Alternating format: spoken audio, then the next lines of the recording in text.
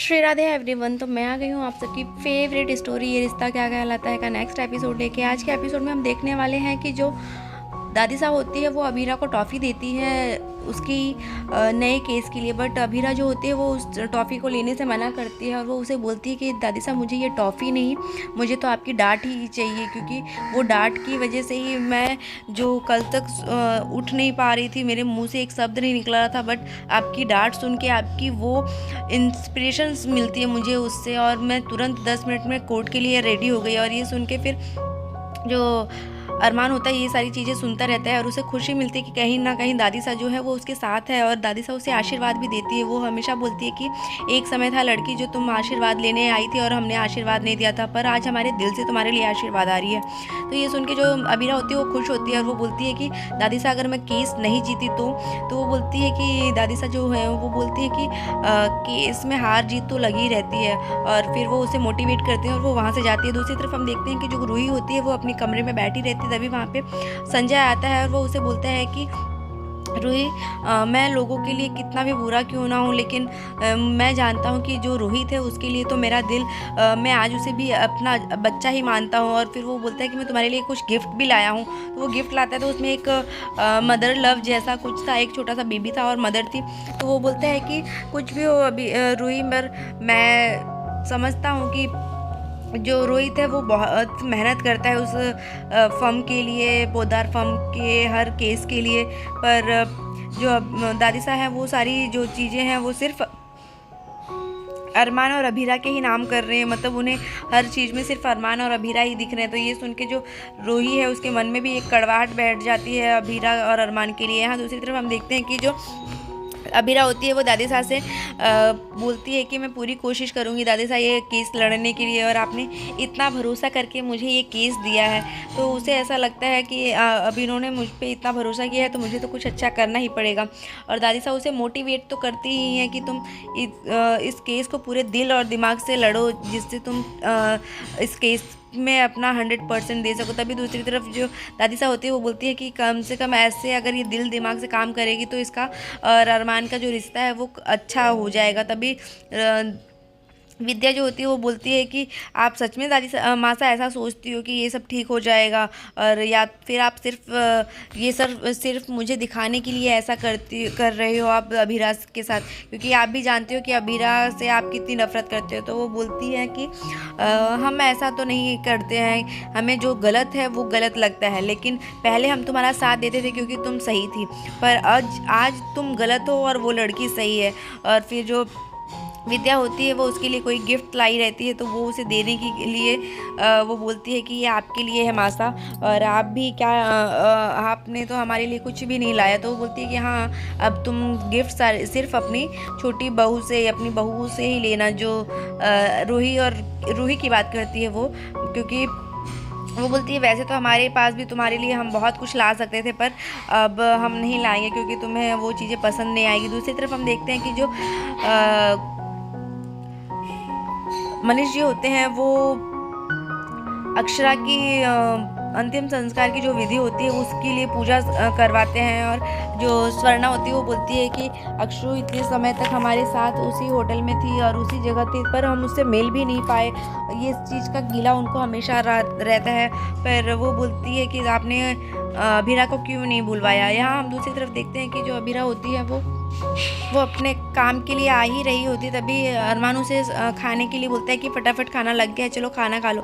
पर अबीरा जो होती है वो बोलती है कि मुझे भूख नहीं लगी। तो वो याद करता है कि किस तरीके से उसने भी उसे मना किया था एक दिन, और फिर वो जाके खुद ही उसे खाना खिलाता है और बोलता है कि तुम काम करती रहो अपना और मैं तुम्हें खाना खिलाता रहूँगा, तुम अपना काम फोकस से करो। तो ये सुन के फिर अबीरा चुपचाप उसके हाथ से खाना खा लेती है। और दूसरी तरफ हम देखते हैं कि जो पोदार हाउस में सब लोग रहते हैं, तभी वहाँ पे मनीषा जो होती है वो खड़ी रहती है और वो बोलती है मासा से कि वो इतनी देर तो कभी नहीं होती मनोज को आने में, पर आज कैसे लेट हो गया। और फिर जो मनोज होते हैं वो आते हैं और वो बोलते हैं कि मासा मैंने आज केस जीत गया। ये सुन के मासा को बहुत खुशी होती है कि एटलीस्ट वो अपनी काम को इतनी प्यार से, मतलब इतनी शिद्दत से करते हैं, तभी वो केस जीत जाते हैं और वो फिर टॉफ़ी मांगते हैं। तो जो विद्या होती है वो उसे टॉफ़ी भी देती है और उसे ब्लेसिंग्स भी देती है कि तुम हमेशा ऐसे ही जीतते रहो। और मनीषा भी बोलती है कि हाँ मनु, आप अपनी काबिलियत से हमेशा ऐसे ही केस लड़ते रहिए, जीतते रहिए, जिससे लोगों का मुंह बंद रहे। तभी यहाँ पे हम देखते हैं कि जो विद्या होती है वो रूही के लिए साड़ी और ज्वेलरीज लेके जाती है, पर रूही जो होती है वो बोलती है कि पर माँ, मैं आपके लिए कुछ नहीं ला पाई हूँ, मैं इतनी स्ट्रेस और टेंशन में थी, तो जिससे मुझे कुछ समझ में नहीं आया क्या लूँ मैं आपके लिए। यहाँ दूसरी तरफ हम देखते हैं जो मनीषा होती है वो अरमान से बोलती है कि अरमान, तू क्या मासा से बात करेगा, मनु को जो नई कैबिन वो पोदार फॉर्म में बनवा रही है वो मनु को दे दे। तो वो बोलता है कि हाँ बिल्कुल, वो डिज़र्व करते हैं उस चीज़ को, तो मैं ज़रूर बात करूँगा उनसे और अभी बात करूँगा जाके। तो मनीषा बहुत खुश होती है इस बात से। और फिर जो इधर हम देखते हैं कि विद्या होती है वो उसे बोलती है रोहित को, रूही से कि तुम हमें इतनी बड़ी खुशी दे रही हो, हमें दादी बनाने की खुशी दे रही हो, तो हम इससे बड़ा क्या ही होगा। और वो लोग माधव जी को भी फोर्स करते हैं कि आप जाके दादी सा से बात कीजिए। यहाँ पे जो अरमान होता है वो दादी सा से पहले ही बात कर लेता है कि दादी सा, मनोज चाचा जो हैं वो अपने काम को बड़ी शिद्दत से करते हैं, वो कुछ बोलते नहीं हैं, कुछ कहते नहीं हैं, पर वो डिज़र्व करते हैं वो कैबिन, आप उनको ही दीजिए। तो दादी साहब वही सोचती है कि हाँ बहुत सही बात है। और माधव जी भी इस चीज़ सुनते हैं और उनको लगता है कि जो चीज़ सही है वो सही के पास ही रहेगी। और यहाँ हम देखते हैं कि जो मनीष है गोइंका फैमिली में, वो दोनों बेटियों की तस्वीर लगाते हैं और उनके लिए शौक जैसा मनाते हैं कि उनको तकलीफ़ है इस बात से कि वो दोनों बेटियां उनको छोड़ के चली गई। और 1-1.5 साल हो गया अक्षरा को इस दुनिया से गए, पर हमें कुछ पता नहीं चला। और इतने दिन अभीरा को लेके वो कैसे अकेले पाल रही थी, तो अभिमन्यु कहाँ गया, अभीर कहाँ गया, तो उनके दिमाग में बहुत सारे सवाल चल रहे होते हैं। तभी यहाँ हम देखते हैं कि जो अक्षरा होती है, अभीरा होती है, वो सोई रहती है और अचानक से उसे सपने में सारी बातें याद आती रहती हैं। तो अचानक से उसकी नींद खुल जाती है और वो उठ के वहाँ से चली जाती है। यहाँ दूसरी तरफ सेम चीज़ें रूही के साथ भी होती है। रूही भी बुरा सपना देखती है और वो भी फिर वहाँ से चली जाती है पानी पीने के लिए। तभी वो जैसे ही वहाँ से जाती है तो वो जल्दबाजी में निकलती रहती है। अचानक से उसका पैर जो होता है वो स्लिप होता है, वो गिरने ही वाली रहती है। तभी अबीरा जो होती है उसे बचा लेती है और उसे बोलती है आप ध्यान से चलिए दीदी।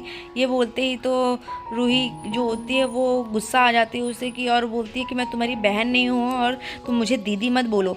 तो जो अबीरा होती है बोलती है कि पर आप तो मेरी दीदी ही हो ना, तो मैं दीदी ही बोलूँगी ना, आप मेरी बहन हो। तो रूही बोलती है नहीं, तुम मेरी बहन नहीं हो, तुम मेरी माताश्री के कातिल की बेटी हो। और तभी वहाँ पे अरमान आता है और उसे बोलता है कि प्लीज़ अबीरा से संभल के बात करो, नहीं तो फिर। तो वहाँ पे रोहित आ जाता है और वो पूछता है कि नहीं तो फिर क्या भैया। पर जो अबीरा होती है वो उसे समझाती है और वो उसे वहाँ से लेके चली जाती है, और क्योंकि वो नहीं चाहती कि कोई भी तरीके का कोई झगड़ा हो वहाँ पे। फिर हम देखते हैं कि दूसरी तरफ जो पोद्दार हाउस का वो कैबिन होता है पोद्दार फार्म में, दादी साहब उसका उद्घाटन करने के लिए उसमें तिलक कंकु और सब आरती करती हैं। तभी जो मनीषा होती है वो बोलती है कि तूने अरमान बात तो की थी ना, तो वो बोलती है कि हाँ। तभी यहाँ पे हम देखते हैं कि जो दादी साहब होती हैं वो बताती हैं कि ये उसके लिए है कैबिन, जो बहुत ही शिद्दत से मेहनत करता है, बिना कुछ एक्सपेक्टेशन के, बिना कुछ इच्छा रखे हर चीज़ों को बहुत ही आसानी से करता रहता है, पर कुछ बोलता नहीं है। तो सब लोग को समझ में आ जाता है कि ये चाचू के मतलब मनोज के लिए ये कैबिन होगी। तभी वो देने ही जाती हैं। तभी वहाँ पे अबीरा आ जाती है और अबीरा बोलती है कि दादी साहब मैं केस लड़ गई, मतलब जीत चुकी हूँ, जो वो एयरलाइंस वाला केस लड़ रही थी वो।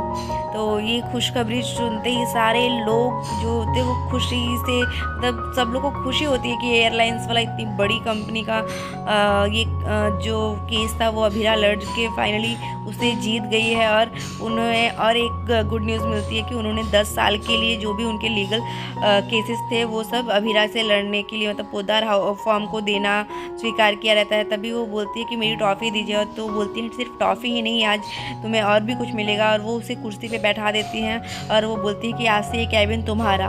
तो ये सुन के सारे जो लोग होते हैं, अरमान अबीरा भी शॉक्ड रह जाती है।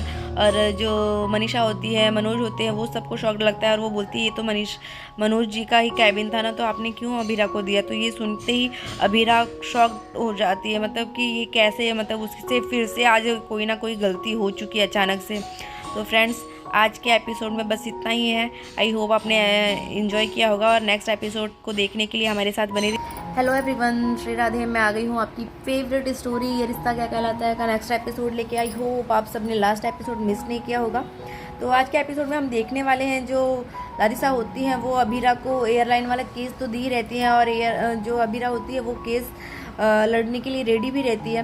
तभी दादी साहब उसे टॉफ़ी देने के लिए दादी साहब उसे चॉकलेट देती हैं। तभी वो बोलती है कि दादी साहब मुझे आपके चॉकलेट्स की ज़रूरत नहीं है, मुझे आपके कड़वे वचन की ज़रूरत है, जिसकी वजह से मुझ में इतनी हिम्मत आई कि मैं केस लड़ने के लिए 10 मिनट के अंदर रेडी हो गई। तो दादी साहब ने बोला कि हाँ लड़की, तुम ये केस ज़रूर जीतोगी। तो वो बोलती है अगर मैं ये केस नहीं जीती तो दादी साहब ने बोला कि तो भी ये तो हार जीत तो लगी रहती है लड़की पर, तुम मैटर ये करता है कि तुम उस काम को करने के लिए कितनी कोशिश करती हो, कितना अपना कितना अच्छा उसमें कर सकती हो वो करती हो, उस वजह से। तभी वो वहाँ से जाती है और ये सुन के जो अरमान होता है वो सुन लेता है उनकी बातें और उसे खुश होता है कि कोई नहीं, एटलीस्ट अभीरा के साथ दादी साहब तो है उसके लिए, उसकी हेल्प करने के लिए, मतलब उसको सपोर्ट करने के लिए।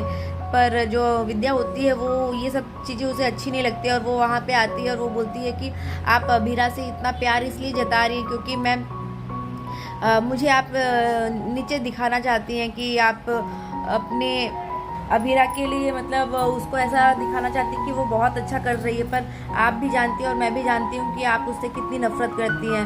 तो दादी साहब बोलती हैं कि ये तुम्हारी गलत फहमी है विद्या, हम ऐसा कुछ भी नहीं कर रहे हैं, और पहले तो तुम सही थी और हमें तुम सही लगती थी कि तुमने अपने बेटे के लिए ये सोचा था, पर अब तुम गलत कर रही हो क्योंकि अब उसकी शादी हो चुकी है, तो उसके साथ ही उसकी ज़िंदगी है, तो तुम उसके लिए क्यों इतना बुरा सोच रही हो। तो फिर वो उसको लिए तोहफा लेके आती है विद्या और वो उसे देती है। तो वो बोलती है कि वैसे तो मेरे पास कोई मतलब इतना कुछ तोहफा तो नहीं था, पर ये आपके लिए दशहरा का तोहफा मैं लेके आई हूँ। तो बोलती है कि हाँ अच्छी बात है, वैसे तो हमारे पास भी बहुत कुछ रहता था पहले देने के लिए, पर तुम्हारे लिए अब तुम्हें कुछ भी समझ में नहीं आता, तो तुम अपनी छोटी बहू रूही से ही जो भी तोहफा होगा दशहरा का तुम ले लेना। तो वो कुछ बोलती नहीं है और फिर जो दादी साहब होती हैं वो वहाँ से चली जाती हैं। दूसरी तरफ जो मनीषा होती है वो भी दादी साहब के नए कैबिन उन्होंने पोद्दार हाउस में बनवाया रहता है, पोद्दार फार्म में। तो वो बात जो होती है वो कैबिन के लिए वो अरमान से बोलती है कि दादी साहब से बात कर लो कि वो कैबिन मनु को दे दे, क्योंकि उन्होंने पहली बार कोई केस जीता है और अच्छे से उन्होंने पूरी मेहनत की है उसमें। तो अरमान जो होता है वो दादी साहब से मनोज के लिए वो कैबिन की बात करता है। तो ये सुन के जो बाकी के लोग होते हैं वो लोग भी खुश होते हैं, कहीं ना कहीं माधव जो होते हैं वो भी खुश होते हैं कि उस कैबिन का असली हकदार जो है वो उसे मिल ही जाएगा। पर जो रूही और विद्या होती है वो चाहती है कि वो कैबिन सिर्फ रोहित को मिले, और दादी साहब ने वो डिसाइड तो कर ही लिया होता है कि वो कैबिन वो मनोज को ही देंगी। पर जैसे ही वो कैबिन की उद्घाटन करती हैं वैसे ही वो जैसे ही वो कुर्सी देने ही जाती है मनोज को, वैसे ही वहाँ पे अभीरा आती है और वो केस जीत जाती है। उसकी खुशखबरी जो होती है वो दादी साहब को सुनाती है, और इवन वो 10 साल का कॉन्ट्रैक्ट भी उन्होंने साइन किया होता है जो उसके फर्म के जो क्लाइंट होते हैं एयरलाइंस वाले। तो इस बात से दादी साहब बहुत खुश हो जाती है और वो अभीरा जो होती है वो उनसे बोलती है कि आप मेरी टॉफ़ी आप दे सकती है मुझे। तो वो बोलती है कि सिर्फ टॉफ़ी से काम नहीं चलेगा अभीरा। तो वो बोलती है, तो फिर वो उसे लेके जाती है और उसे उस चेयर पे बैठा देती है जो कैबिन की कुर्सी होती है उस पर बैठा देती है, और जिस वजह से जो मनीषा होती है वो बहुत नाराज़ होती है। वो बोलती है कि मासा ये कैबिन तो मनोज की थी। तो ये सुन के अभीरा को बहुत शौक लगता है, और इवन अरमान भी बहुत नाराज़ हो जाता है कि अभीरा ने ऐसा क्यों एक्सेप्ट कर लिया दादी साहब से वो कैबिन।